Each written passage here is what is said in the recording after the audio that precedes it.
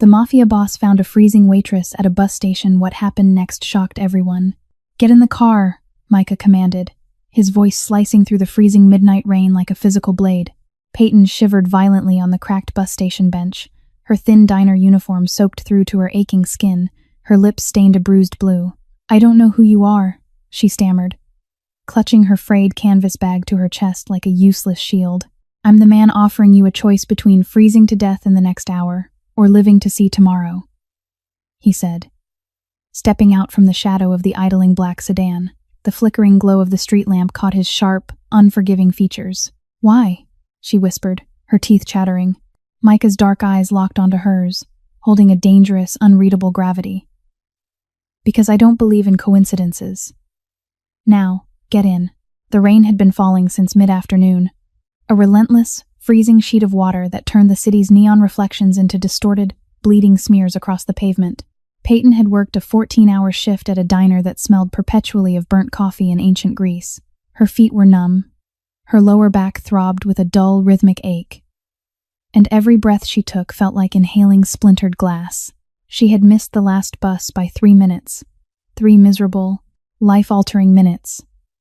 Now, she sat under the failing fluorescent light of a rusted bus shelter, her thin cardigan completely useless against the biting winter gale. She had exactly $14 in her pocket, a burner phone with a dying battery, and a secret that was slowly tearing her apart from the inside out. She hugged her knees to her chest, trying to make herself as small as possible. The streets were dead, abandoned by anyone with an ounce of sense or a warm place to go. Peyton squeezed her eyes shut, trying to picture a warm hearth, a thick blanket, anything to stop the violent tremors shaking her core. But all she could picture was the face of the child she had left in hiding, the desperate promise she had made to keep him safe. If she froze to death out here on this nameless street corner, everything she had sacrificed over the past 3 years would be for nothing. That was when the motorcade appeared. It wasn't just one car. It was 3 massive, matte black SUVs that moved with a terrifying, predatory silence. They didn't splash through the puddles. They seemed to glide over them, parting the freezing rain with an undeniable arrogance. Peyton's breath caught in her throat. She pressed herself harder against the cold glass of the bus shelter, praying to a god she hadn't spoken to in years that they would just keep driving. She knew the kind of men who drove in convoys like that at 2 a.m.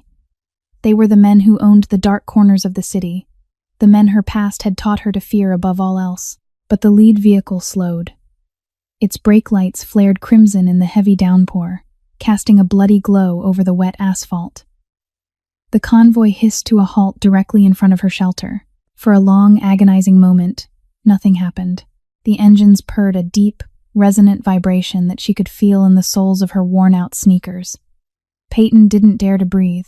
Her fingers dug into the fabric of her canvas bag, her knuckles turning white. Then, the rear door of the middle SUV opened. A man stepped out. He didn't rush. He didn't flinch against the freezing rain that immediately began to soak the shoulders of his immaculately tailored dark overcoat. He moved with a terrifying, absolute calm. As he stepped into the weak halo of the street lamp, Peyton saw his face. It was a face carved from granite, harsh and beautiful in a completely unforgiving way. His jaw was set, his dark hair slicked back by the rain, and his eyes black, bottomless, and cold, fixed directly on her. This was Micah. Even without knowing his name, the aura of supreme, unyielding authority rolling off him was suffocating. He didn't offer a polite greeting. He didn't ask if she needed help. He delivered his command with the absolute certainty of a man who had never been told no in his entire life. When she hesitated, clutching her bag, the silence between them stretched, pulling taut like a wire about to snap. "I don't have time to play games," Micah said, his voice lower now, barely carrying over the sound of the rain. Yet it struck her with the force of a physical blow. "The temperature is dropping. You are already in the early stages of hypothermia. Your hands are shaking so badly you couldn't dial a phone if you tried. If I leave you here, you will die. It is a simple, biological fact." Peyton looked at the open car door. The interior was swathed in warm amber light, the seats lined with thick, buttery leather. She could feel the heat radiating from the cabin, a seductive, impossible warmth that made her frozen skin ache with longing. But the man offering it was a predator. She could smell the danger on him, sharper than the ozone in the rainy air. "I can't," she managed to say, her voice cracking, sounding pathetic and small even to her own ears. "I don't belong in a world like yours." Micah took a slow step closer, invading her space, towering over her sitting form, the scent of him expensive cedar, cold rain, and something faintly metallic, like a freshly fired weapon, enveloped her. "You don't know my world," he murmured, his eyes tracking the violent shivers racking her body. He reached out. Peyton flinched, expecting a strike, but his gloved hand merely caught the edge of her soaked cardigan. He felt the cheap, waterlogged material, his expression tightening in disgust. Not at her, but at the circumstance. "Get in the car," he repeated, softer this time, but infinitely more dangerous. "Or I will have my men put you in the trunk. The choice is yours. But you are not dying on my streets tonight." The sheer audacity of the statement "my streets" sent a different kind of chill down her spine. He wasn't a savior. He was a dictator. But as a violent gust of wind tore through the shelter, rattling the glass and biting into her bones with lethal intent, Peyton's survival instinct finally overrode her terror. If she died here, the boy died too. Slowly, agonizingly, she pushed herself to her feet. Her legs felt like blocks of cement, numb and entirely detached from her brain. She stumbled on the first step, her ankle giving out. Before she could hit the wet concrete, Micah's hand shot out, gripping her arm with iron strength. He easily bore her weight, his grip firm but strangely careful, as if he were holding a shattered piece of porcelain. He guided her toward the warmth of the open door. As she collapsed into the luxurious leather seat, the heat of the cabin washing over her in a glorious, painful wave, Micah leaned in. He didn't look at her face.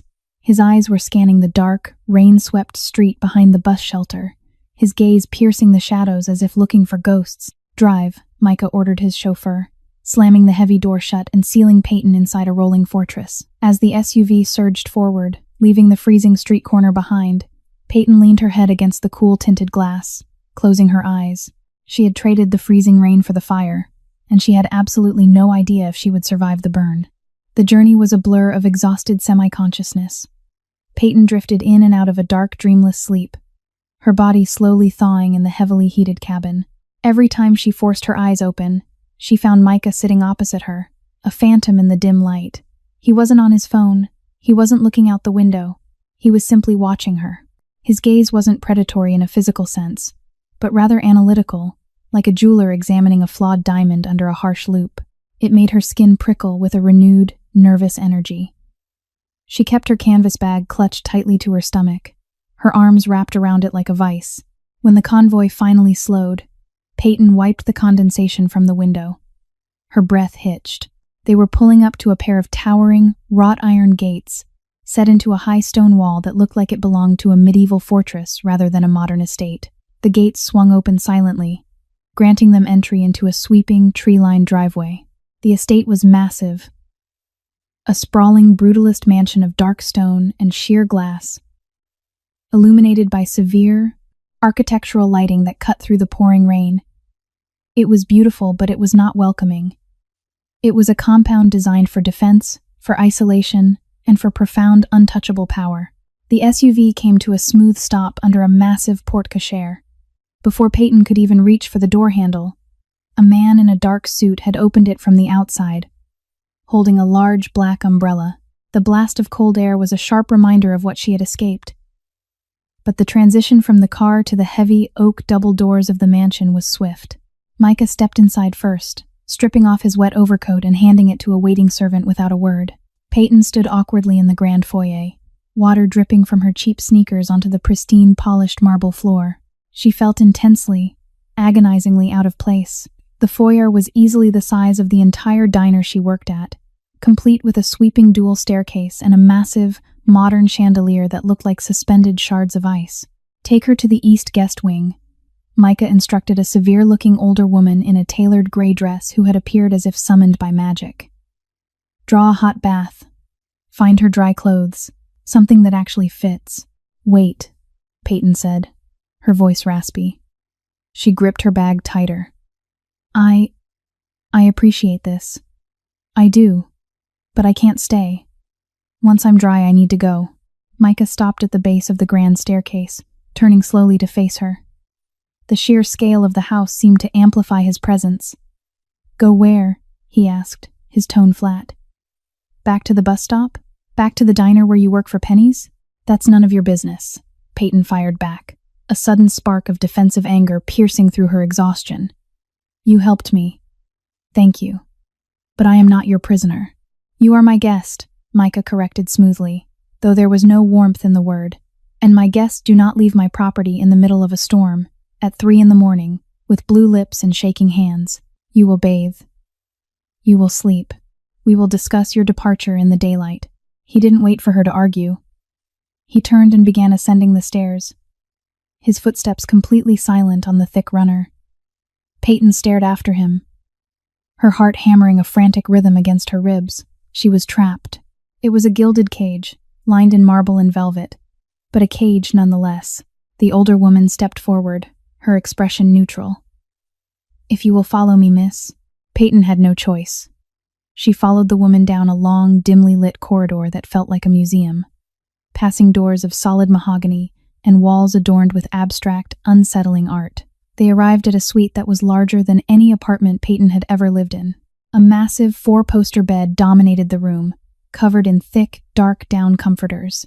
The ensuite bathroom was a sanctuary of slate and steam, where a massive soaking tub was already filling with violently hot water. "Leave the wet garments on the floor. I will dispose of them," the woman said, placing a stack of folded, incredibly soft-looking gray clothes on the vanity. "Lock the door if it makes you feel secure. No one will enter." When the woman left, Peyton immediately engaged the heavy brass deadbolt on the bedroom door. She leaned against the wood, sliding down to sit on the plush carpet, and finally allowed herself a moment of pure, unadulterated panic. She buried her face in her hands, her breath coming in short, jagged gasps.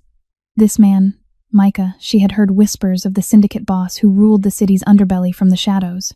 A man ruthless enough to crush his enemies without leaving a trace, yet untouchable by the law.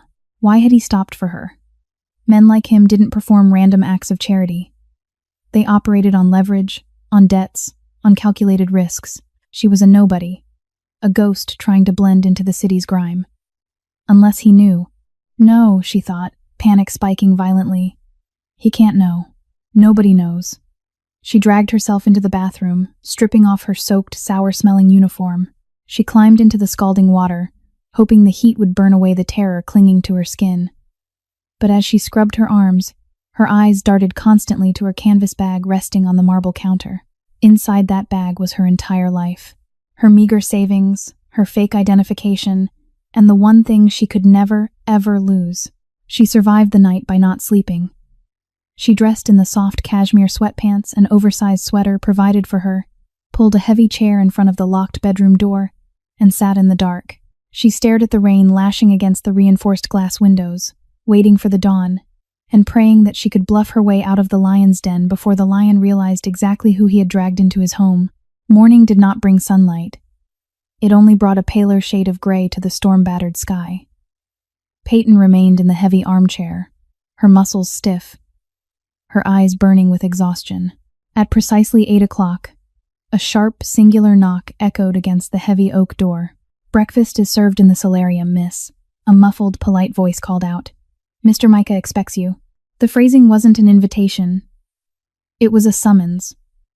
Peyton stood up, her joints popping in protest. She splashed cold water on her face in the luxurious bathroom, staring at her own pale, frightened reflection. She looked like a ghost haunting a palace. She grabbed her canvas bag, refusing to let it out of her sight, and unlocked the door. A different servant, a young man with averted eyes, guided her through the labyrinthine corridors. The solarium was a breathtaking room made entirely of glass, overlooking a sprawling, manicured garden that was currently taking a brutal beating from the relentless rain. Inside, the air was warm and smelled of rich espresso and baked bread. Micah was already seated at a small, round glass table. He was dressed flawlessly in a dark charcoal suit, no tie, the top 2 buttons of his crisp white shirt undone. He looked up from a leather-bound folder as she entered, his dark eyes instantly sweeping over her, assessing the heavy bags under her eyes and the tight, defensive set of her shoulders. "Sit," he instructed. Gesturing to the chair opposite him, Peyton sat cautiously, keeping her bag firmly on her lap. The table was laden with food, fresh fruit, steaming eggs, thick cuts of bacon, pastries, more food than she had seen in a week. Her stomach gave a violent, embarrassing rumble, betraying her starvation. "Eat," Micah said, closing the folder and pushing it aside. "You can't negotiate your departure on an empty stomach." Peyton hesitated, then reached for a piece of toast. She ate mechanically, the food tasting like ash in her mouth. The silence between them was suffocating, heavy with unasked questions and unspoken threats. Micah sipped his black coffee, watching her with that same unnerving, analytical gaze. "My men ran a check on the diner," Micah said suddenly, his voice shattering the quiet. "You started working there 3 weeks ago. You get paid under the table. You gave the manager the name Sarah, but you didn't respond when the waitress called you that as you were leaving last night. You have no registered address, no tax footprint for the last 3 years, and you guard that cheap bag like it holds the nuclear codes." Peyton stopped chewing. Her heart slammed against her ribs. He had investigated her. In the span of a few hours, he had completely dismantled her fragile cover. "I don't know what you're talking about," she lied, her voice tight, forcing herself to swallow the dry toast. "I hate liars," Micah said softly. He leaned forward, resting his forearms on the glass table. "And I despise mysteries in my city. People who hide are usually running from someone, or something. If you brought trouble to my doorstep, I need to know." "I didn't bring anything to your doorstep," Peyton snapped, her fear converting into a desperate, reckless anger. "You dragged me here. I didn't ask for your help. I didn't ask for your food or your interrogations. I just want to leave." In her agitation, she stood up abruptly. The sudden movement knocked her canvas bag against the edge of the glass table. The worn zipper, already strained, finally gave way. The bag tipped, spilling its meager contents onto the pristine white rug. A few crumpled bills, a hairbrush, a cheap burner phone, and a small, heavy object wrapped in a faded piece of velvet cloth. The velvet unfurled as it hit the floor. A heavy, antique silver pocket watch slid out. The glass face was shattered, the hands frozen permanently at 11:42. The silver casing was uniquely engraved with a highly intricate, stylized crest, a soaring falcon gripping a broken sword. Peyton gasped, dropping to her knees to snatch it up. But she wasn't fast enough. Micah had frozen. His entire demeanor changed in a fraction of a second. The cool, detached mob boss vanished, replaced by something wild, volatile, and profoundly dangerous. He stood up so fast his chair scraped violently against the floor. He rounded the table in 2 long strides, grabbing her wrist with a grip that bruised instantly. "Where did you get that?" Micah's voice was a low, terrifying snarl. His eyes were fixed on the shattered watch in her trembling hand. The blood had drained entirely from his face. "Let me go!" Peyton cried, trying to yank her arm away, terrified by the sudden, explosive violence in his grip. "It's mine! Do not lie to me!" Micah roared, the sound echoing off the glass walls like thunder. He pried her fingers open, taking the watch from her. His large hand trembled slightly as his thumb brushed over the shattered glass and the engraved crest. This watch belonged to a dead man. A man who was murdered 3 years ago. It was lost the night he died. "So I will ask you one last time, and your life depends on the answer." He grabbed her shoulders, hauling her up to her feet so they were face to face. His eyes were wide, burning with a mix of absolute rage and a raw, gaping agony that shocked her. "Where did you get my brother's watch?" Peyton stared at him, the bottom dropping out of her world. This was it. The nightmare she had run from for 3 years had just caught her. She was standing in the fortress of the very man she had been warned to fear the most. The man whose brother she had buried. He gave it to me," Peyton whispered, the truth finally spilling out because she had no lies left to save her. Tears of sheer terror welled in her eyes. "Before he died, he gave it to me." Micah stared at her, the breath rushing out of his lungs. The grip on her shoulders loosened, slipping down her arms as if he had lost his strength. "You knew him. You knew Elias." "I didn't just know him," Peyton said, her voice breaking as she took a step back, clutching her empty bag to her chest. "I was his fiancée, and I am the reason you can never let me leave this house alive." The silence that followed her confession was heavier than the storm outside. Micah stood perfectly still, the broken silver pocket watch resting in his palm like a ticking bomb. His eyes, usually an impenetrable black, were wide and fractured, processing a ghost he thought he had buried 3 years ago. Fiancé, Micah repeated, the word sounding foreign and jagged on his tongue. Elias never mentioned a fiancé. He kept his life entirely separate from this. He gestured vaguely to the opulent, fortified estate around them. That was the point, Peyton said bitterly, her fear slowly crystallizing into a hardened, defensive shell. He knew what you were. He knew what your syndicate did. He wanted a normal life, a quiet life. We were going to leave the city. And then he was murdered, Micah said, his voice dropping to a dangerous, deadly whisper, gunned down in an alley by the Volkov Bratva. A hit meant for me, because he looked like me, because he shared my blood. Micah closed his fist around the watch, his knuckles turning white. He looked up at her, a chilling suspicion dawning in his eyes. When they killed him, the apartment was tossed, completely scrubbed. I spent 2 years hunting the men who pulled the trigger, but I never found who cleaned the apartment. You ran. I ran because I had to, Peyton yelled, her composure finally shattering. The Volkovs weren't just looking for Elias. They were looking for leverage. And when he died, I knew they would come for me.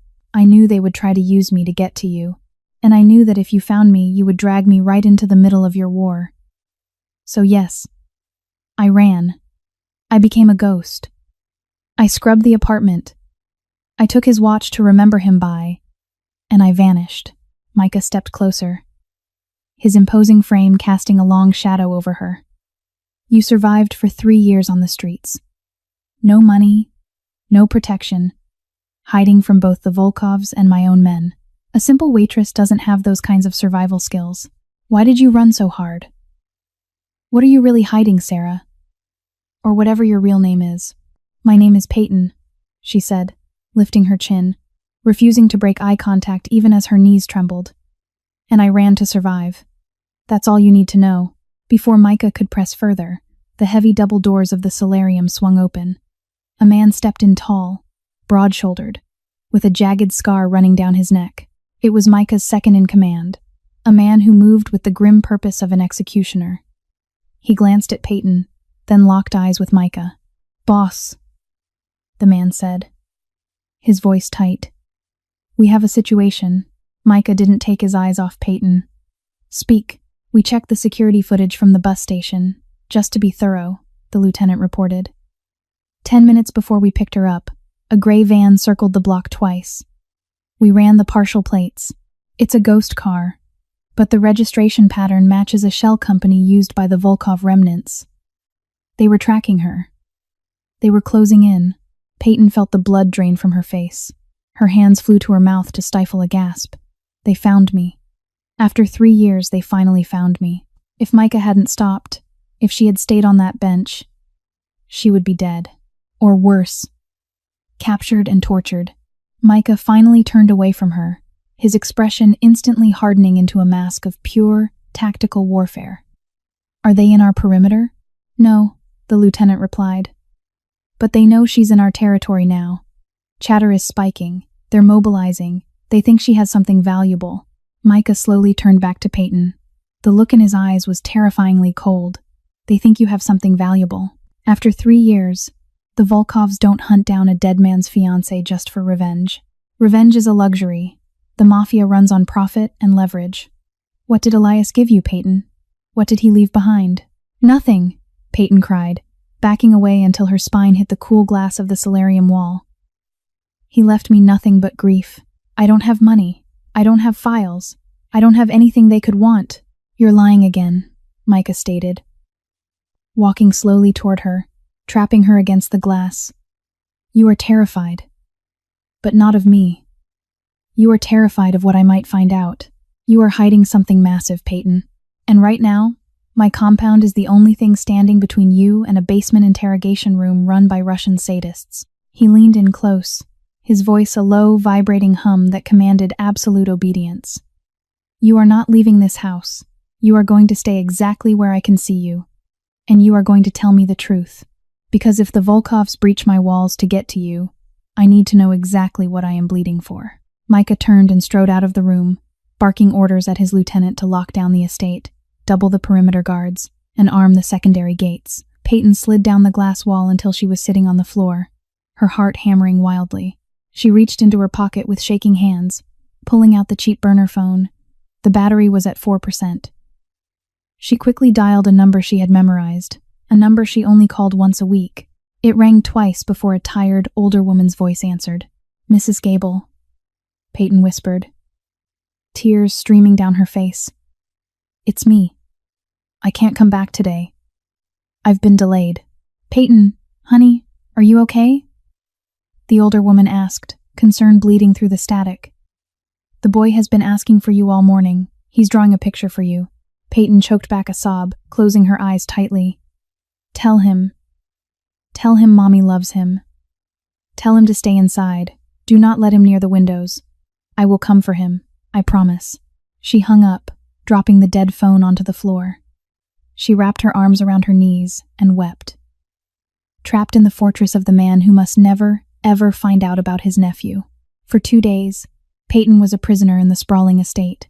She was not locked in her room, but the sheer number of armed guards patrolling the halls made it entirely clear she was not to wander.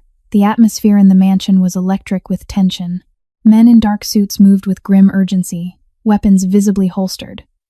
The storm outside had broken, replaced by a bleak, freezing fog that choked the city, mirroring the claustrophobia inside. Micah avoided her. He was constantly in his ground-floor study, orchestrating the defense of his empire and hunting the men who were hunting her. Peyton spent hours pacing the grand library, surrounded by thousands of leather-bound books she couldn't focus on. Every shadow outside the window looked like a Volkov soldier. Every creak of the floorboards sounded like approaching doom. Her anxiety over her hidden son was a physical pain, a sharp, twisting knife in her gut. She had no way to contact Mrs. Gable. She was completely cut off. On the evening of the second day, the power grid flickered and died. The estate was instantly plunged into absolute darkness, followed a second later by the hum of the massive backup generators kicking in. The emergency lighting cast eerie, long shadows down the hallways. Peyton froze in the library, her heart rate spiking. Was this an attack? The heavy mahogany door opened, and Micah walked in. He looked exhausted. His tie was discarded, his shirt wrinkled, and a faint shadow of stubble lined his sharp jaw. He carried a bottle of dark amber liquor and 2 heavy crystal glasses. "Sit," he said quietly, moving to a pair of leather wingback chairs near the unlit fireplace.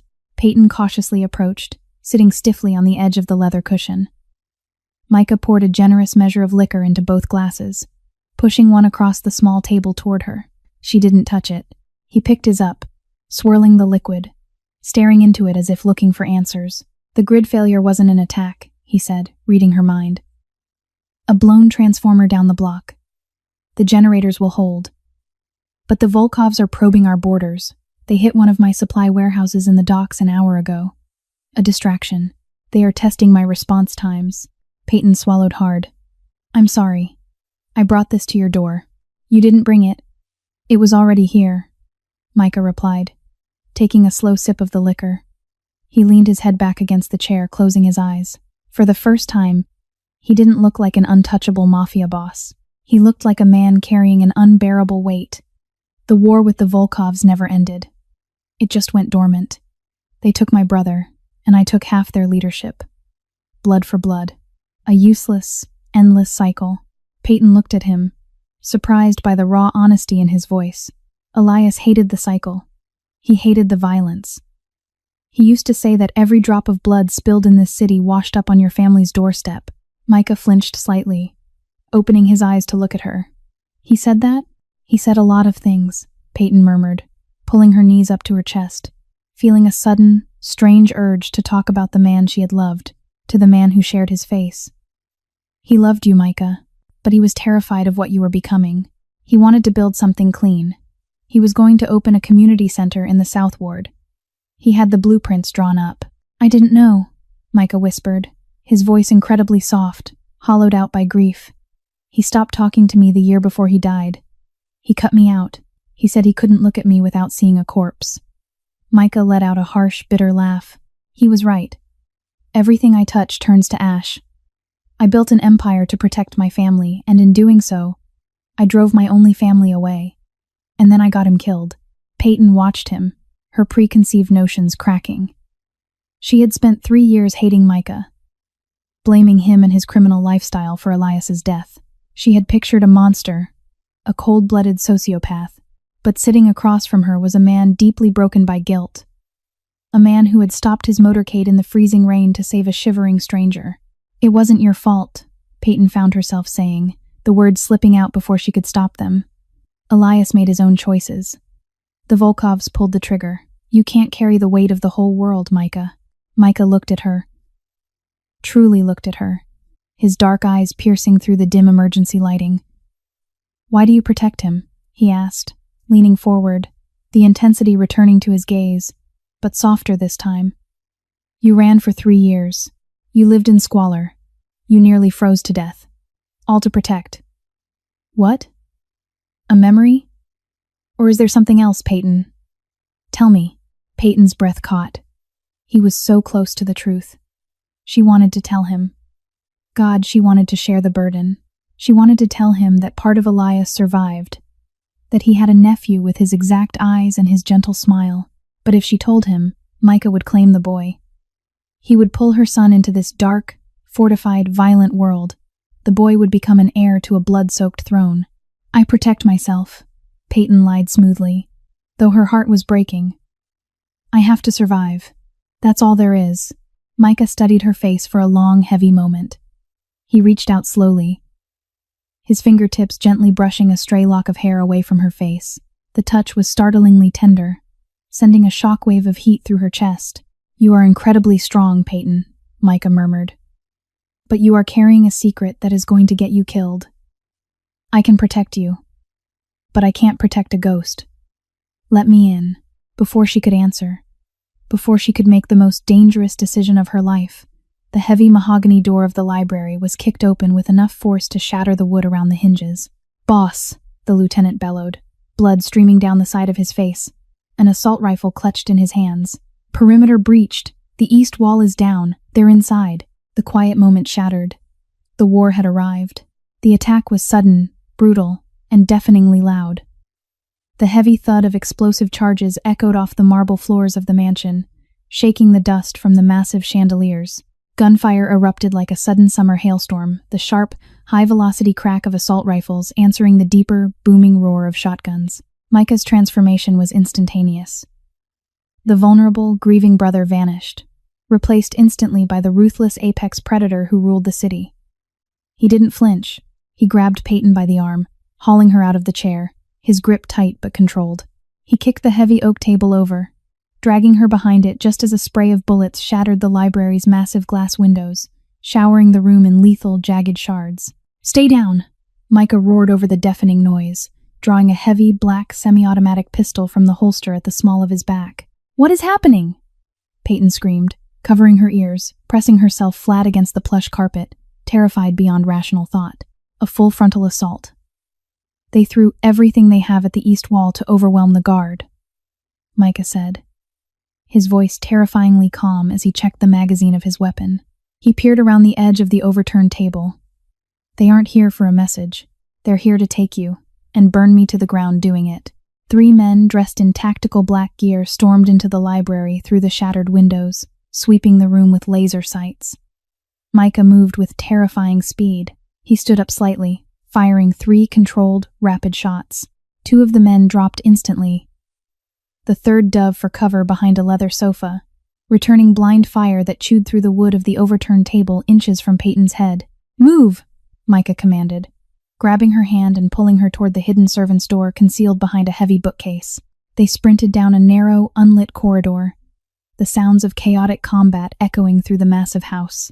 Peyton was blind in the dark, stumbling over her own feet, kept upright only by Micah's iron grip on her hand. She could smell cordite, pulverized drywall, and the metallic tang of blood filling the air. This was the world she had run from. This was the nightmare she had kept her son away from. "We need to reach the sub-basement," Micah said, kicking open a door that led to the kitchen. "The armory and the secondary escape tunnel are there." They burst into the cavernous industrial kitchen.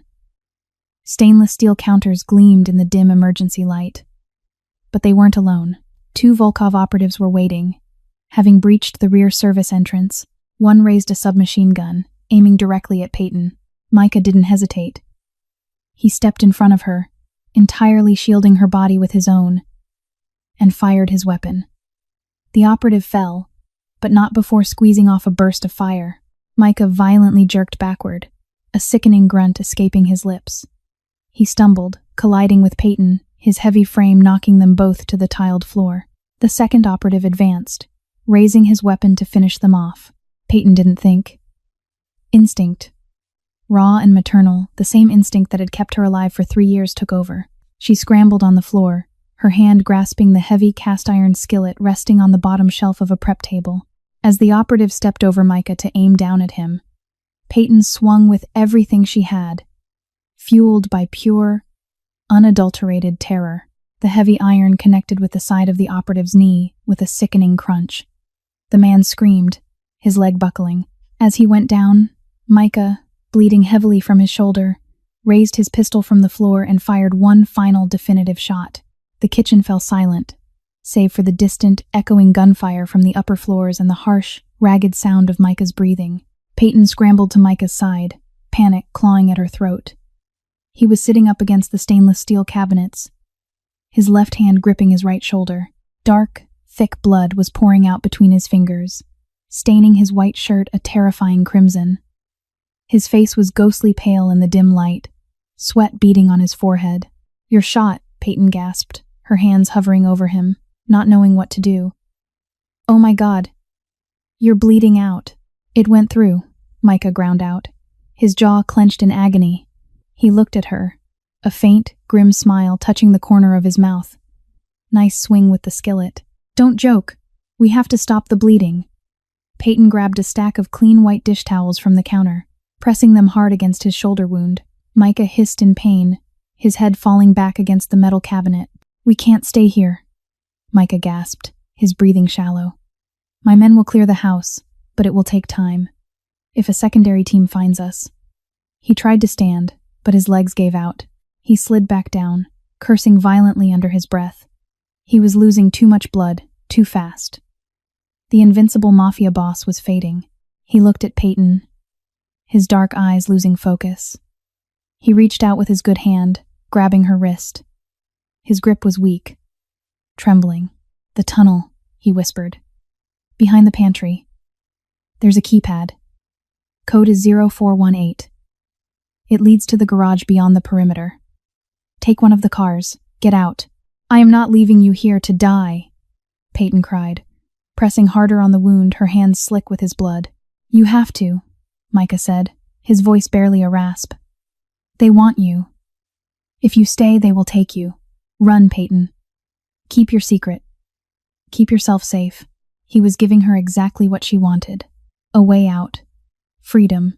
She could run into the night, disappear again, and keep her son safe forever. All she had to do was let the man who had dragged her into this die on the floor. Peyton looked at Micah. She saw the face of the man she had loved, Elias, mirrored in the dying man before her. She saw the man who had stopped in the freezing rain to save a nobody. She saw a man broken by grief, trying to pay a debt in blood. She couldn't do it. "Damn you," Peyton sobbed. She grabbed his uninjured arm, hauling it over her shoulder. "Get up." "I said get up, Micah. We are going together." It took them 10 agonizing minutes to reach the hidden safe room in the sub-basement. Every step was a battle. Micah was practically dead weight, his breathing turning into a wet, rattling gasp. Peyton's muscles screamed in protest, her adrenaline crashing, leaving her shaking and weak. She dragged him through the heavy steel door of the panic room, slamming it shut and throwing the massive deadbolts just as she heard boots hitting the stairs above them. The room was a fortress. Thick concrete walls, independent ventilation, and medical supplies stacked high on metal shelving. Peyton eased Micah onto a low cot in the center of the room. He was barely conscious, his skin cold and clammy, his pulse a frantic, thready flutter against his neck. "Stay with me," Peyton begged, ripping his ruined shirt open. The wound was ugly, a clean hole through the meat of his shoulder, missing the artery by a fraction of an inch. but bleeding profusely. She scrambled to the medical supplies, tearing open trauma pads, gauze, and a bottle of iodine. She worked frantically, her hands shaking, her vision blurred by tears. She packed the wound tightly, applying massive pressure until the bleeding finally began to slow. She wrapped thick bandages around his chest and shoulder, pulling them tight. When she was done, she collapsed back onto the concrete floor, her chest heaving, her hands stained red with his blood.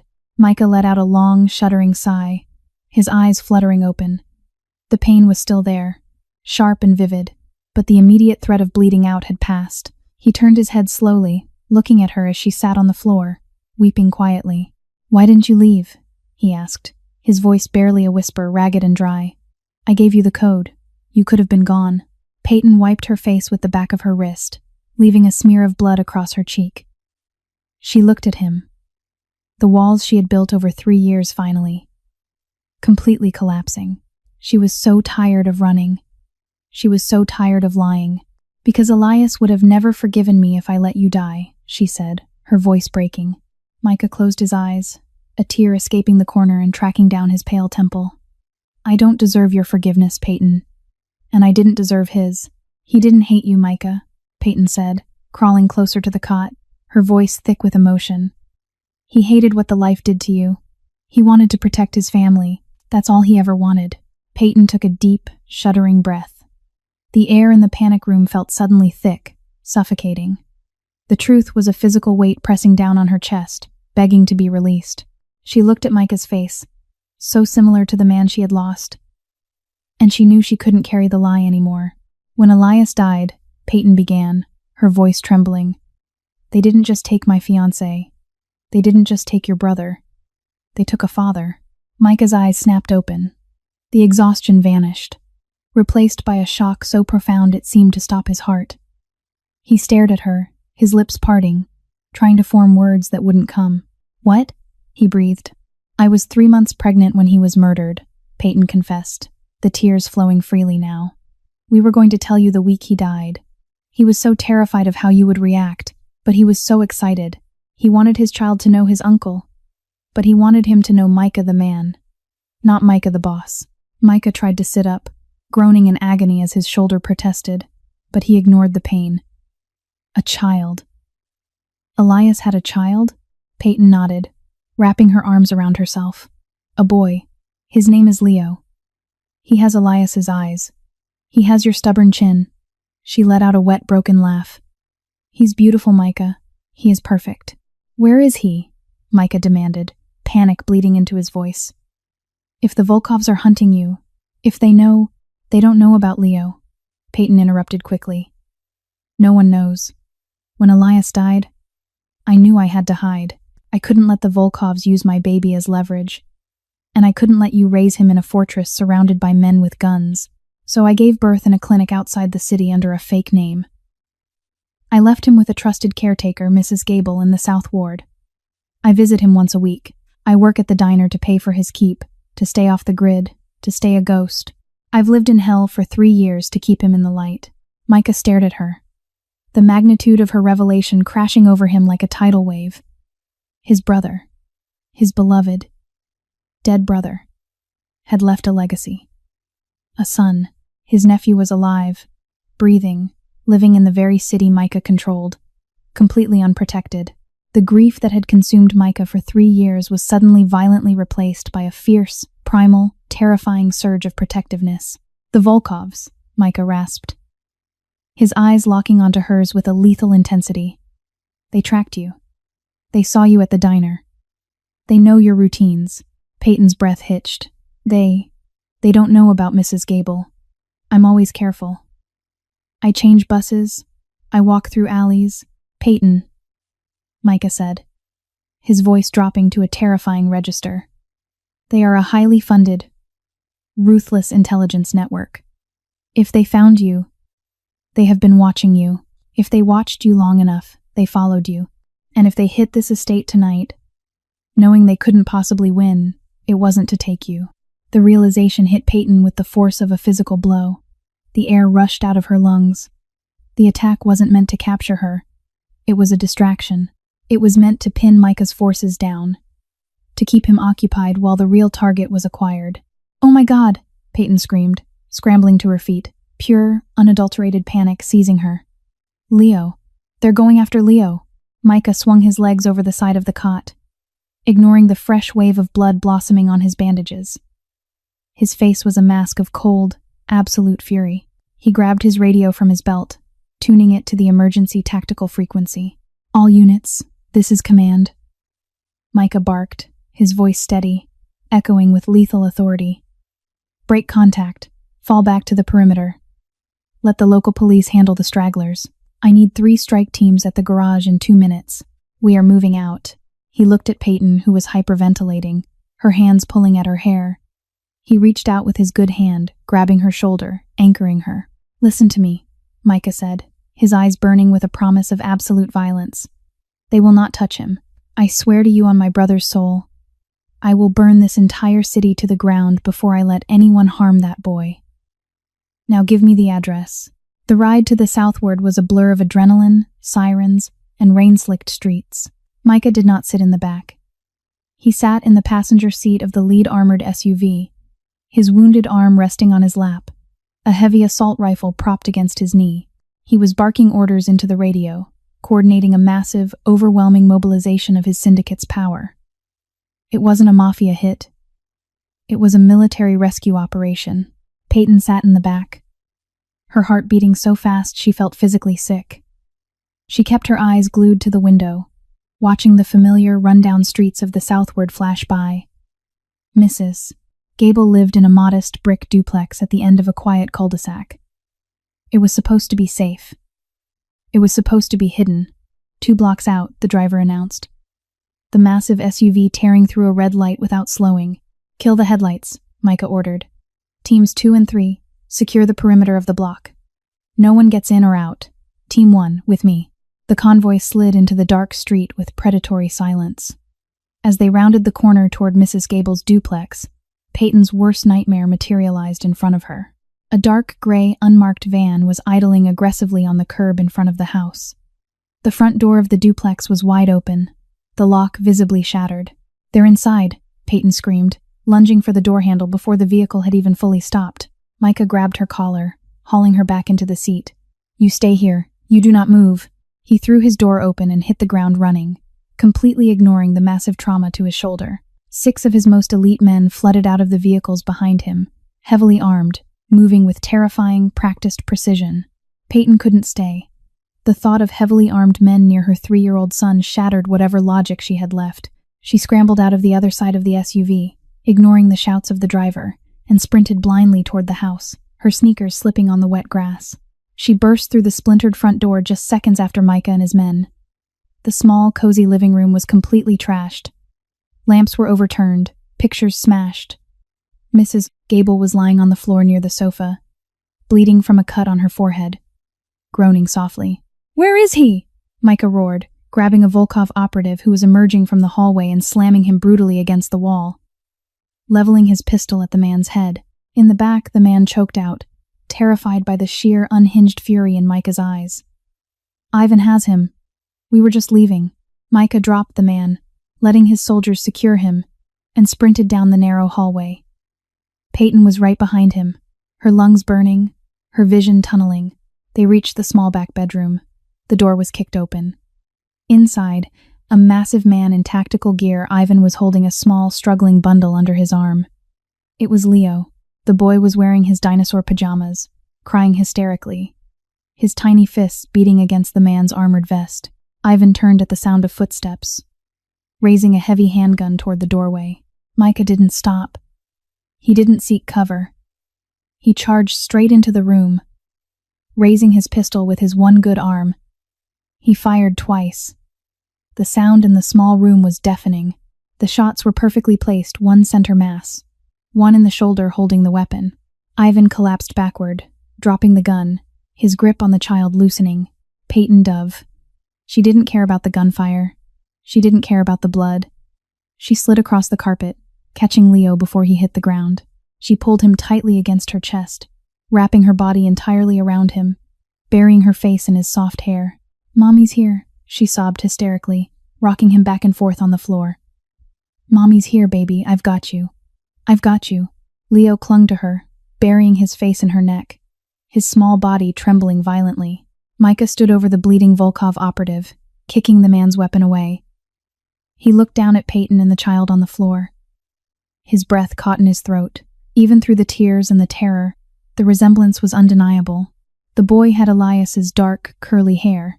He had Elias's exact profile. It was like looking at a ghost, but a ghost filled with life, warmth, and innocence. The weight of the last 3 years, the guilt, the bloodshed, the endless, grinding war seemed to fracture inside Micah. He dropped his pistol, the weapon clattering loudly against the wooden floorboards. He fell to his knees beside them, his injured shoulder screaming in agony. But he didn't care.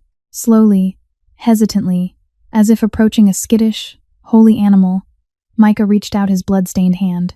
Leo turned his head slightly, peering at the large, imposing man with wide, frightened eyes. "It's okay, baby," Peyton whispered, tears streaming down her face. She looked up at Micah, seeing the total, heartbreaking vulnerability in his expression. "It's okay. This is your Uncle Micah." Micah's breath hitched at the title. He gently brushed his thumb against the boy's tear-stained cheek. The child didn't flinch. Instead, Leo reached out with a tiny, chubby hand and grasped Micah's thick, scarred finger.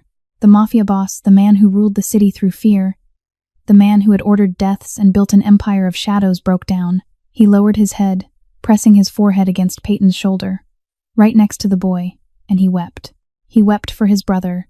He wept for the years he had lost. And he wept for the miracle he had found in the freezing rain. "I've got you," Micah whispered fiercely, his voice cracking, promising both the mother and the child. "I will never let anyone hurt you again. I swear it." The transition was neither quick nor easy, but it was absolute. 2 months after the raid in the South Ward, the landscape of the city's underworld had fundamentally shifted. The attack on Micah's estate and the subsequent attempted kidnapping of his nephew had sparked a retaliation so swift, so devastatingly thorough, that the Volkov syndicate was entirely eradicated from the city limits. But Micah didn't stop there. To the shock of his lieutenants and the city's power brokers, Micah began aggressively dismantling his own empire. He sold off the illicit shipping routes, dismantled the protection rackets, and channeled his massive, accumulated wealth into legitimate shell companies, real estate, and charitable foundations, including a massive community center in the South Ward, named the Elias Foundation. He was violently carving the rot out of his life, making good on the promise his brother had dreamed of. Peyton stood on the terrace of a new, quiet, heavily secured house in the hills overlooking the city. It wasn't the dark, brutalist fortress of Micah's past. It was a home, filled with light, warm wood, and the chaotic, joyous sound of a 3-year-old playing. She leaned against the railing, watching the sun begin to set, painting the sky in strokes of brilliant orange and soft pink. She held a mug of hot tea, enjoying the profound, unfamiliar sensation of peace. She wasn't looking over her shoulder anymore. She wasn't running. The glass door slid open behind her, and Micah stepped out onto the terrace. He looked entirely different. The sharp, predatory edge he used to carry had softened. He wore a simple gray sweater, his arm finally out of the sling, though the shoulder still gave him trouble when it rained. He moved slower, but with a deeper, more grounded strength. He came to stand beside her, leaning his forearms on the railing, looking out at the city he used to rule with an iron fist. "Leo is asleep," Micah said softly, a faint, genuine smile touching his lips. "He demanded 3 stories tonight. I think he's negotiating his bedtime routines like a mob boss." Peyton laughed, a light, beautiful sound that Micah realized he had become entirely addicted to hearing. "He knows you're a soft touch. He's got you wrapped around his little finger." "He does," Micah admitted without a trace of shame. He turned his head to look at her. The wind caught her hair, blowing it softly around her face. She looked healthy, radiant, completely transformed from the freezing, terrified waitress he had pulled from the rain. "I signed the final papers today," Micah said quietly. "The syndicate is officially dissolved. The legitimate assets are locked in trusts for Leo's future. The rest is gone. I'm just a civilian now." Peyton turned to him, her eyes shining with unshed tears of gratitude. She knew what it had cost him to tear down his life's work. She knew the danger he had navigated to make them safe. "You didn't have to do all that, Micah. You could have just protected us." No, Micah said, his voice firm, reaching out to gently cup her face. Elias was right. You can't protect a family with blood on your hands. It always washes back to your door. I had to burn the old world down to build a new one for him. And for you. He stepped closer, closing the distance between them. The tension that had always hummed between them, born of fear, grief, and circumstance, had slowly evolved into something deep, undeniable, and profoundly tender. You gave me my life back, Peyton, Micah whispered, his thumb tracing her cheekbone. You brought my brother back to me. You gave me a reason to stop fighting the dark and start living in the light. I don't know how to repay that. Peyton looked up into his eyes, no longer seeing the cold, terrifying Mafia Boss, but a man who had sacrificed his empire for love. A man she had, against all odds, grown to love in return. You don't have to repay it, Peyton said softly, rising onto her tiptoes. Just stay here with us. Be his uncle. Be my partner. Be the man Elias knew you could be. Micah closed his eyes, exhaling a breath he felt like he had been holding for 3 years. He leaned down, pressing his lips softly to hers.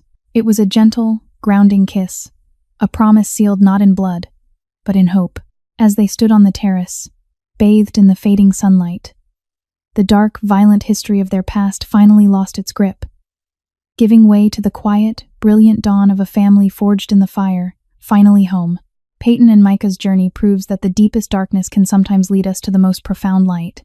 Even a man hardened by a life of violence can find redemption when faced with the innocent truth of family, and a mother's relentless sacrifice can break down the walls of the most dangerous empires. We are not defined by the mistakes of our past, but by the choices we make when love gives us a second chance. If this story of sacrifice, hidden truths, and ultimate redemption moved you, please hit that like button, share it with someone who loves a dramatic twist, and subscribe to our channel for more cinematic, real-life feeling stories every single week.